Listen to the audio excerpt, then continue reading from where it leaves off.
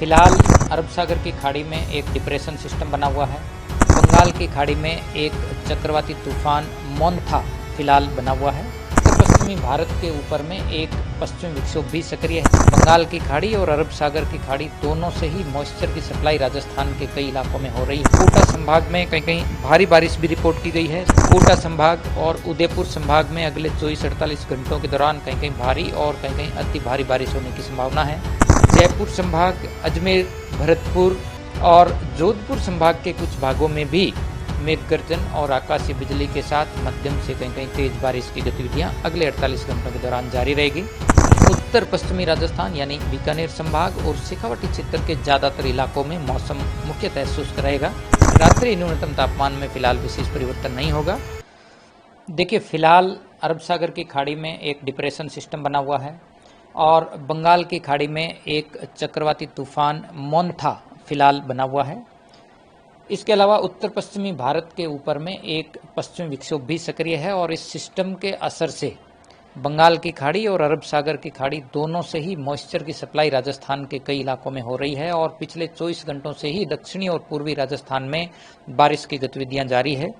पिछले 24 घंटों में यदि देखें तो कोटा संभाग में कहीं कहीं भारी बारिश भी रिपोर्ट की गई है। सबसे ज़्यादा पीपलदा कोटा में 69 mm बरसात रिपोर्ट हुई है, यानी कि कोटा संभाग में कहीं कहीं भारी बारिश भी रिपोर्ट हो चुकी है।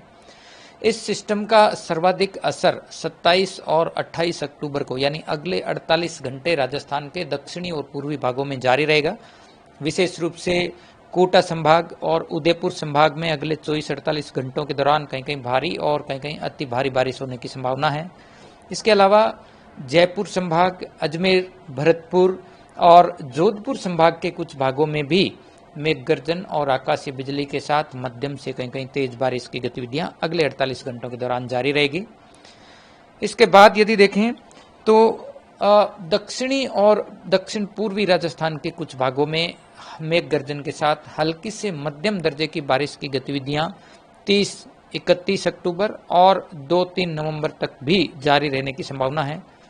वहीं पश्चिमी राजस्थान की यदि बात करें तो दक्षिण पश्चिमी राजस्थान यानी जोधपुर संभाग और आसपास के इलाकों में 30-31 अक्टूबर तक हल्की मध्यम बारिश की गतिविधियां जारी रहेंगी। इसके बाद अगले 2-3 दिन मौसम शुष्क रहने की संभावना है। इसके साथ यदि देखें उत्तर पश्चिमी राजस्थान यानी बीकानेर संभाग और शेखावाटी क्षेत्र के ज्यादातर इलाकों में मौसम मुख्यतः शुष्क रहेगा।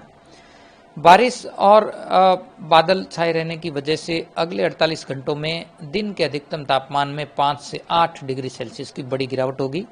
वहीं रात्रि न्यूनतम तापमान में फिलहाल विशेष परिवर्तन नहीं होगा। हालांकि बारिश का दौर थमने के बाद रात्रि न्यूनतम तापमान में फिर से गिरावट होने की संभावना है। देश दुनिया की ताजा खबरें और वीडियोस के लिए अभी डाउनलोड करें पत्रिका ऐप।